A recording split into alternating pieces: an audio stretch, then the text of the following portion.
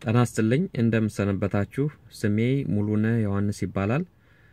በዛሬው ዕለት ስለ ኢትዮጵያ ድንበር ጉዳይ በተለይም ስለ ኢትዮጵያና ሱዳን ድንበር ጉዳይ አንዳንድ ነጥቦች ይዤን የመጣሁት በተለይም ደግሞ ስለ ፊርማ ማሰባሰብ ሂደቱ ይሆናል። የኢትዮጵያና የሱዳን የግንኙነት በተለይ ድንበርን በተመለከተ ለብዙ ዘመናት የሄደ ቢሆንም በተለይም በስምምነት በዓለም አቀፍ ደረጃ ፊርማ የተፈራረመው እንደ ፈረንጆች አቆጣጠር በ1902 ዓመተ ምህረት ነው የፈረንጆች አቆጣጠር። ይሄ ስምምነት የኢትዮጵያንና የሱዳን ድንበሮች የት አካባቢ እንደሚሆኑ ቦታዎችን ጠቅሶ ነገር ግን መስመሩን ለማስመር በወረቀት ላይ ያው እንደምታውቁት ሎንጊቲዩድ ላቲቲዩድ የሚለውን ዲግሪውን ምኑን ሁሉንም ሎኬሽኑን ስፔሲፊክ አድርጎ ለመስራት ካርታ ለመስራት ማለት ነው።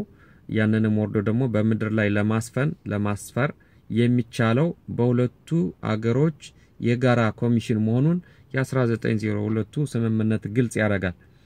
ይሄንን ስምምነት በመጣስ የኢትዮጵያ ተወካዮች በሌሉበት የኢትዮጵያ መንግስት በጉዳዩ ላይ ምንም አስተዋጽኦ ባላረገበት ፈቃደኝነቱን ባልገለጸበት የሱዳን ቅኝ ገዢ የነበረችው እንግሊዝ አንድ ጀነራል ሻለቃዋን በመላክ ሻለቃ ቻርልስ ጉዌን የሚባል ሰው ሰራዊቱን ይዞ ያንን መስመር ይሄ ነው የኢትዮጵያና የሱዳን ድንበር ብሎ አስምሮት እንደሄደ ይታወቃል። ይሄ ድንበሩን ያረጋው መካለሉን ለብቻው በ1903 እንደ ፈረንጅ አቆጣጠር ነው። በጊዜው የነበሩት የአጼ ምኒልክ መንግስት ይሄንን የድንበር ማካለል በግል የተደረገውን ድንበር ማካለል እንደማይቀበሉት ግልጽ አድርገው ቆይተዋል። ከዛም በኋላ ያሉ የኢትዮጵያ መንግስታት የኃይለ ሥላሴ መንግስት እንዲሁም ደግሞ የደርግ መንግስት ይሄንን ለብቻ ሱዳኖች በቅኝ ግዣቸው ከልለውት የሄዱትን ድንበር እንደማይቀበሉት ግልጽ አድርገው ቆይተዋል። ነገር ግን ባሁን በመግዛት ያለው ገዢ ቡድን ኢትዮጵያ ውስጥ የኢህአዴግ ወያኔ መንግስት ይሄንን የቻርልስ ጉዌንን መስመር እቀበላለሁ ብሎ ከሱዳኖች ጋር ውል ማረጉን በግልጽ በይፋ ምናቀው ሀቅ ሆኗል። የቲፒኤልኤፍ መስራች ከሆኑ ሰዎች ውስጥ ድርጅቱን ጥለው ከወጡት ውስጥ ይሄንን በግልጽ ማጋለጣቸው የሰሞኑ አበይት ዜና ሆኖ ቆይቷል። እንግዲህ ድሉን ያላገኛችሁ ሰዎች የአቶ ገብረመድህን አርአያ በኢሳት ያረጉትን ኢንተርቪው መመልከት ይቻላል። በጽሁፎችም አንዳንድ ነገሮች ወጥተዋል።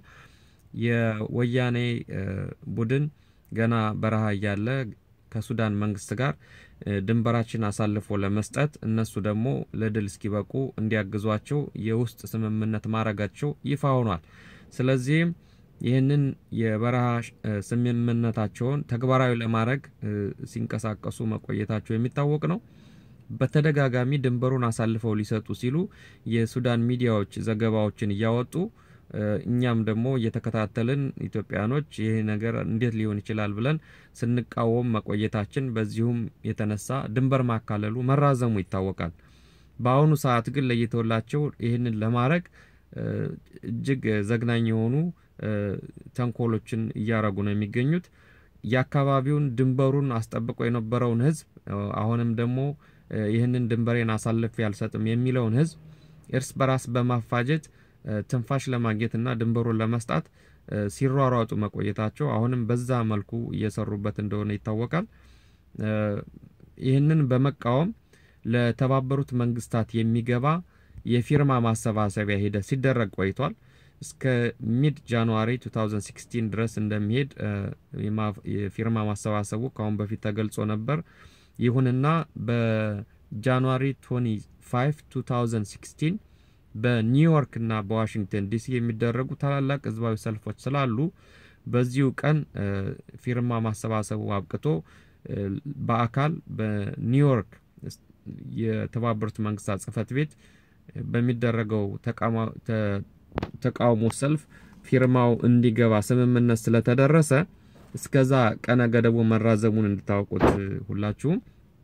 ካሁን በፊት የፈረማችሁ ለራሳችሁ ብቻ ግን ለቤተሰባችሁ ምንም እንዲፈርሙ ያላረጋችሁ ሰዎች በአዲስ መልኩ እያንዳንዱ የቤተሰብ አካል የየራሱን ኢሜል ተጠቅሞ ይህንን ፊርማ የማሰባሰቡን ሂደት እንድታጠናክሩት ነው የድንበር ኮሚቴው በጽኑ የሚያሳስበው። ይህንን ስራ ሁላችንም እንድንሰራ ያስፈልጋል እስከ ጃንዋሪ 25 ድረስ። ምናልባትም የምትችሉ ሰዎች በቤተክርስቲያናት እንዲሁም ኢትዮጵያውያኖች ሰብሰብ ብለው የሚገኙበት ቦታዎች ስማርትፎኖቻችሁን እንዲሁም ሌሎች የኤሌክትሮኒክስ መገናኛ ኢንተርኔት አክሰስ ያላቸውን በመጠቀም መፈረም ላልቻሉ ሰዎች ጉዳዩን ይዛችሁ ቀርባችሁ በእጅ በማገዝ ፊርማ ማስፈረሙን ሂደት እንድታፋጥኑት ነው በዚሁ ባትኩሮት መናገር የምፈልገው። እንግዲህ ይሄንን ፊርማ ቦታው የት ማግኘት ይቻላል ለሚለው በኢትዮጵያውያን ዌብሳይቶች በብዛት አለ። የኢትዮጵያ ድንበር ኮሚቴ ደግሞ የራሱ ፌስቡክ ፔጅ ስላለው እዛ ላይ ገብታችሁ ይሄንን ፊርማ ማግኘት ትችላላችሁ። ኢትዮጵያን ቦርደር አፌርስ ኮሚቴ የሚል የፌስቡክ ፔጅ አለ። በድጋሚ ለመናገር ኢትዮጵያን ቦርደር አፌርስ ኮሚቴ የሚል ፌስቡክ ላይ ሄዳችሁ ፊርማውን ያስፈነጠራችሁ መፈረም ትችላላችሁ። እንደገና ደግሞ ፕሪንት አድርጎ በወረቀት ለመፈረምም እዛው ቦታው ላይ ስላለ ይሄንንም ሄዳችሁ እንድታረጉ ኢንከሬጅ እናረጋለን እናበረታታለን። ዳር ድንበራችን አሳልፈን አንሰጥም፣ እስከ ህይወት መስዋዕትነት እንደርሳለን እንጂ አያቶቻችን ይሄንን ዳር ድንበር አስጠብቀው የኖሩትን አደራ መብላት የለብንም። እንዳጋጣሚ ሆኖ በዛሬው ዕለት የኢትዮጵያው ገናና ንጉስ የአጼ ቴዎድሮስ የልደት ቀናቸው ነው። ይሄንን ቪዲዮ ሪኮርድ ያረኩ ባለሁበት ቀን እናም እሳቸው ገና የአጼነት ቦታውን ሳይዙ በቋራ በረሃ በኢትዮጵያ ድንበር በሙሉ ስንት ተንከራተው ያስጠበቁት ነው። መተማ ላይ አጼ ዮሐንስ አንገታቸውን የተቀሉበት ድንበር ነው። በቅኝ ግዛት ዘመን አጼ ለስላሴ በኢትዮጵያ አርበኞች ድል የተደረገው ኢጣሊያን የመጨረሻ ያወጁበት በኦሜድላ በኩል የገቡበት ታሪካዊ ቦታችን ነው። ትልልቅ ቤተክርስቲያናት ገዳማት ያሉበት ቦታ ነው። በጣም ሰፊ የሆነ ለም መሬታችን ነው። 1600 ኪሎ ሜትር የሚረዝም ቦታ ነው። በብዙ ኪሎ ሜትሮች ወደ ኢትዮጵያ ድንበር ገብቶ ነው ይሄ የቻርልስ ጉዌን መስመር የሚባለው የከለለው። ይሄንን ሊያረጉ ነው የፈለጉት።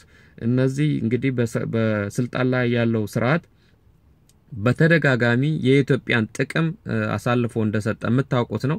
አሁንም ይሄንን ለማድረግ ወደ ኋላ ይላሉ ብለን አናስብም። ስለዚህ ይሄ ጉዳዩ ለገዢው ስርዓት የሚተው አይደለም። ጥቅማችን አሳልፎ በተደጋጋሚ እየሰጠብን ስለሆነ እኛ ኢትዮጵያውያኖች ድምጻችንን እናሰማ፣ እንሰባሰብ፣ ለኢትዮጵያ ትንሳኤ አብረን እንቆም።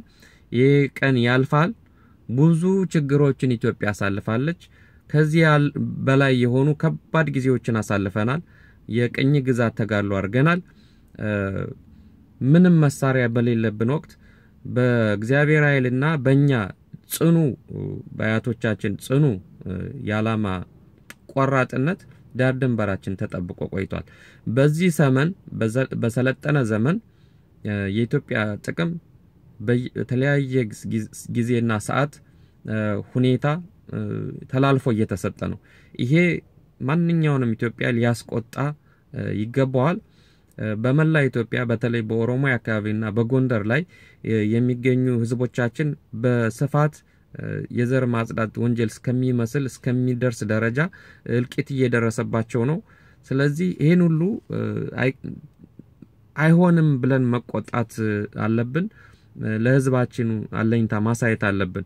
እናም ከትንሹ ፊርማ ከማስፈረም ጀምሮ ሰላማዊ ሰልፍ ከመውጣት ጀምሮ ሌሎችንም እስከ ህይወት መስዋዕትነት የሚደርሱ ለህዝባችን ለሀገራችን አለኝታነት መቆም የሚያስፈልግ ነገሮች ስለሆኑ ሁላችንም እንግዲህ በያለንበት ለዚሁ ስራ እንድንበረታ በግሌ በኢትዮጵያዊነት በወገንትነት ነው ይሄንን የምናገረው። ስሜታዊ ያረጋል የሀገር ነገር ነውና ሁላችሁም ግን በጥሞና ነገሩን ተከታትላችሁ ማረግ የሚገባችሁን የዜግነት ድርሻ በጊዜው በወቅቱ እንድታረጉ በግሌ አሳስባለሁ። እንግዲህ እግዚአብሔር ይስጥልኝ። ኢትዮጵያን ቦርደር አፌርስ ኮሚቴ ፌስቡክ ላይ ሄዳችሁ መረጃ ማቀበል የምትችሉ መሆኑን በዚሁ መግለጽ ፈልጋለሁ። እግዚአብሔር ይስጥልኝ። ኢትዮጵያ ሀገራችንን እግዚአብሔር ይጠብቅልን ይባርክልን።